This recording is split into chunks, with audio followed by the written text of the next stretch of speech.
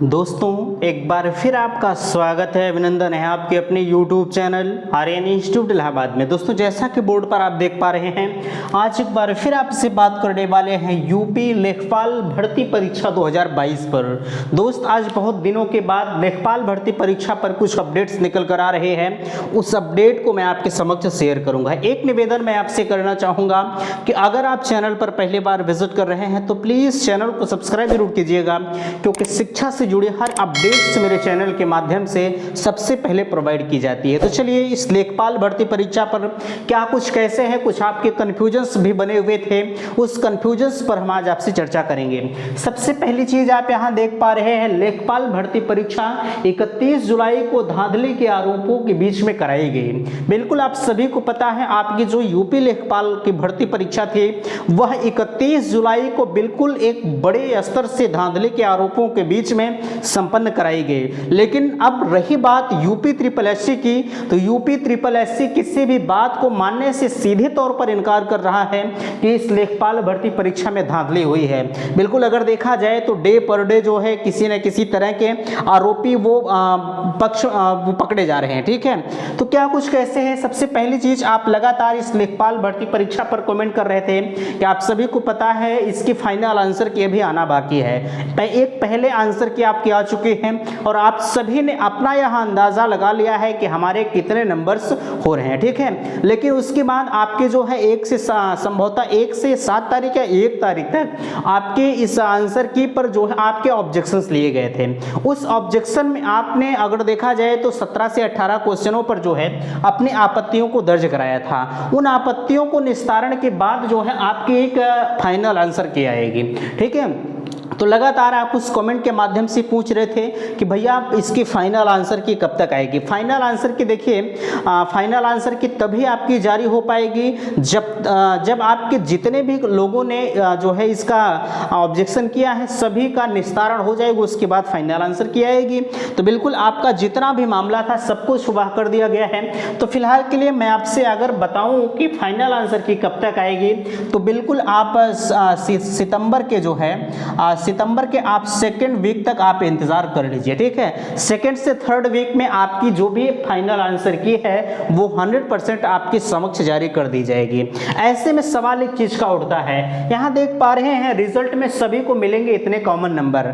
बिल्कुल अभी जितने लोगों ने आपत्तियां दर्ज किया है, ठीक है, सबकी अपनी अपनी एक प्रबल इच्छाएं रही होंगी कि भैया हम आपत्ति दर्ज कर रहे हैं तो हमें इस क्वेश्चन पर कॉमन नंबर मिलेगा।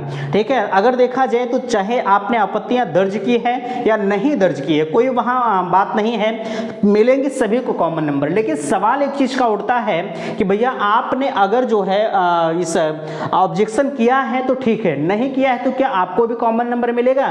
तो बिल्कुल जिन्होंने किया है उससे भी मिलेगा और जिन्होंने नहीं किया है उनको भी मिलेगा। लेकिन ऐसे में एक सवाल उठता है कि कुछ लोगों ने कहा देखिए इस फाइनल आंसर की में जब आएगा तो आपका नंबर घट भी सकता है और बढ़ भी सकता है, दोनों चांसेस होते हैं। जैसे मैं सपोज दैट की बात करूं, अगर आपने 62 नंबर के क्वेश्चन को आयोग ने तीसरा ऑप्शन माना है, ठीक है, लेकिन आप सभी इसके चौथे ऑप्शन पर अपनी आपत्ति दर्ज कराई कि इसमें चौथा ऑप्शन सही है। लेकिन अगर मैं मान लूं कि आयोग चौथा ऑप्शन आपके कहने पर मान लिया, ठीक है, आपने जो आपत्तियां दर्ज की, आपकी जो भी आपत्तियां हैं निस्तारण के बाद वो सही पाई गई, तो आयोग ने अगर मान लिया तो अगर आपने पहले से ही चौथा ऑप्शन सही किया है तब आपको इस पर कॉमन नंबर नहीं मिलेगा। ठीक है, तब आपको इस पर कॉमन नंबर नहीं मिलेगा। अगर आपने कोई और ऑप्शन चूज किया है उसके बाद आपको चौथा ऑप्शन चूज कर रहा है आयोग, तब जाके आपको उस पर कॉमन नंबर मिलेगा। अगर आपने पहले से भी सही किया है तो आपको कदापि उस पर कॉमन नंबर मिलने के 1% चांसेस नहीं है। ठीक है, चलिए अब हम बात करते हैं रिजल्ट में सभी को मिलेंगे इतने कॉमन नंबर। बिल्कुल अगर हम आपसे बताएं जहां तक कॉमन नंबर का सवाल है तो बिल्कुल मैं आपसे कहना चाहूंगा 3 से 4 नंबर। ठीक है, 3 से 4 नंबर आप सभी को कॉमन नंबर के तौर पर मिल सकता है। बिल्कुल यह प्रबल इच्छाएं हैं, क्योंकि आप सभी को पता है बहुत सारे क्वेश्चंस ऐसे हैं जो बिल्कुल विवादों के घेरे में हैं। इस वजह से यह कहा जा सकता है कि 3 से 4 नंबर आपको कॉमन नंबर के तौर पर मिलने की संभावनाएं अधिकतम है। ठीक है, फिलहाल के लिए अब यह तो एग्जैक्ट तभी पता लग पाएगा जब आपकी फाइनल आंसर की जारी होगी, और जब आपका फाइनल रिजल्ट जारी होगा उसके बाद ही यह पता चल पाएगा कि भैया आपको कितना कॉमन नंबर सभी को मिला है, कितना नहीं मिला है। ठीक है, बहरहाल आप 3 से 4 नंबर यह मानकर चलिएगा, अब सब कुछ फाइनल तभी हो पाएगा। अब आप कहेंगे तब आप क्या इस पर व्यक्त कर रहे हैं। देखिए एक चीज मैं आपसे कहना चाहूंगा, आपका कमेंट आया था, इस वजह से मुझे मजबूरन इस पर वीडियो बनाना पड़ा।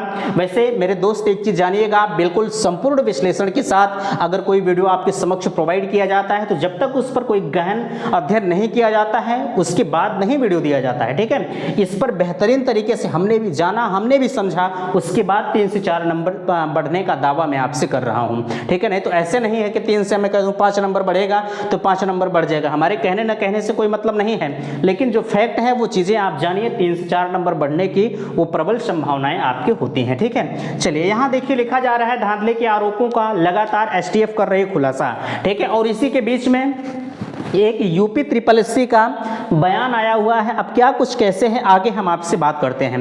देखिए अगर हम बात करें धांधली के आरोपों में लगातार एसटीएफ कर रही खुलासा, बिल्कुल मैं आपसे कहना चाहूँगा, आप सभी को पता है अभी विगत 2 से 3 दिन पहले आपने देखा है कि कुछ विद्यालय के प्रबंधक गिरफ्तार किए जा रहे हैं, कहीं कोई गिरफ्तार किया जा रहा है और कुछ लोग अभी भी पुलिस की गिरफ्त से बाहर चल रहे हैं। ठीक है, तो इस तरह की तमाम बातें आ रही है। ऐसे में यूपी SSS का एक दुखद बयान है, इन्होंने साफ तौर पर कहा है, मैं अपडेट भी आपको दिखाऊंगा कि हमारे पास कोई ऐसी लिखित जानकारी नहीं है जिस पे यूपी लेखपाल की परीक्षा में धांधली के आरोप लग रहे हैं। ठीक है, इनका कहना है कि अगर आप लिखित दिए होते तो हम इस पक्ष को मानने के लिए मजबूर होते कि यूपी लेखपाल परीक्षा में धांधली हुई है। ठीक है, ऐसे में कहीं ना कहीं उन अभ्यर्थियों के साथ कहीं ना कहीं खिलवाड़ होता है जो लगातार दिन रात मेहनत करके पढ़ाई करते हैं, और उनके साथ जब खिलवाड़ हो जाता है तो कहीं ना कहीं अंतरात्मा बड़ी दुखित होती है। तो फिलहाल के लिए मैं एक अपडेट आपके समक्ष दिखाना चाहूंगा जो यूपी SSS के बयानों को बयां कर रहा है।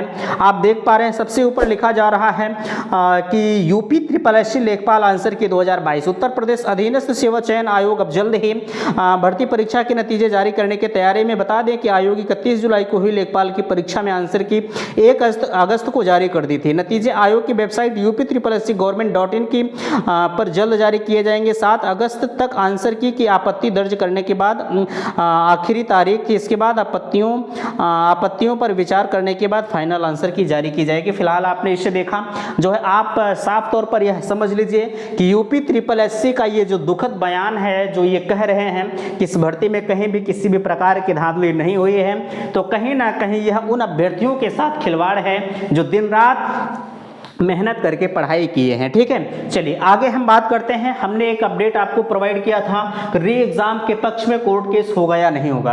हमने आपसे यही कहा था कि आपका कोर्ट केस होगा, लेकिन मेरे दोस्त मुझे यह कहते हुए बिल्कुल बहुत दुख हो रहा है। मैं आपसे कहना चाहूँगा जहाँ तक कोर्ट केस का मामला है तो बिल्कुल अब अगर हम इस पर स्पष्ट तौर पर आपसे बात करें तो तरह तरह की बातें सामने आती हैं, जो कि सभी चीज़ों को निर्वहन करना हर किसी इंसान का फर्ज होता है। उसी इंसान में हम भी एक इंसान हैं।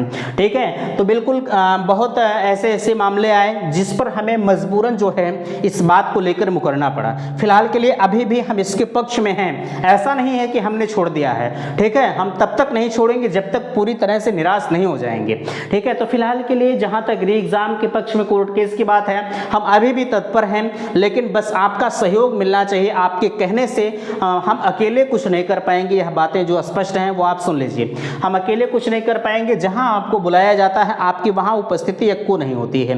इस वजह से मेरे दोस्त कहीं ना कहीं यह चीज़ें बताने में हमें भी असमर्थता जाहिर हो रही होगी, और आप तो फिलहाल के लिए दुखित हो ही रहे होंगे। हमें लगता है कि आप गाली भी दे रहे होंगे। ठीक है, आपने पहले कहा था ये कर देंगे वो कर देंगे, आप कर रहे हैं। हाँ, हमने यह कहा था, मैं इस बात को स्वीकार करता हूँ, ऐसा नहीं कि मैं कह रहा हूँ नहीं कहा था, बिल्कुल मैं स्वीकार करता हूँ, लेकिन हर किसी का एक सामाजिक दायित्व होता है, उससे भी निर्वहन करना। अगर आप मेरी जगह होते तो कहीं ना कहीं जो काम आज मैं कर रहा हूँ सेम वही प्रक्रिया आप भी अपनाते हैं। ठीक है, चलिए अब नीचे हम बात करते हैं परीक्षा रद्द होने की जो संभावनाएं हैं। ठीक है, हमने आपसे बताया था कि अधिकतर ऐसे अभ्यर्थी हैं, लगभग 70 से 75% अभ्यर्थी हैं जो री एग्ज़ाम के पक्ष में है। ठीक है, वो लगातार री एग्ज़ाम की मांग कर रहे हैं। बिल्कुल इस बात से मैं भी सहमत हूं, क्योंकि आप सभी को पता है कि री एग्ज़ाम की जो संभावनाएं हैं वह कहीं ना कहीं अब कम होती हुई चली जा रही हैं। परीक्षा निरस्त होने की बात जहां तक है, अगर यूपी SSS ने साफ तौर पर यह कह दिया है कि भैया हमें कोई भी लिखित तौर पर यह साबूत नहीं मिला है कि इस परीक्षा में एक बड़े स्तर से धांधली हुई है तो कहीं ना कहीं जहां तक परीक्षा निरस्त होने की संभावनाएं हैं अब बिल्कुल धूमिल होती हुई चली जा रही हैं। अगर कोई कह रहा है परीक्षा निरस्त होने की बात तो बिल्कुल फिलहाल के लिए अभी वह फेक है। अब जैसा भी होता है, जो भी होता है, यह आयोग के ऊपर डिपेंड करता है कि कब क्या कैसे ये करेंगे। हालांकि मैंने सारी चीज़ों पर आपसे डिस्कशन किया। वीडियो पसंद आया होगा तो प्लीज़ वीडियो को लाइक कीजिएगा, शेयर कीजिएगा और चैनल को सब्सक्राइब कीजिएगा। वीडियो समाप्त करते हैं। थैंक्स, धन्यवाद।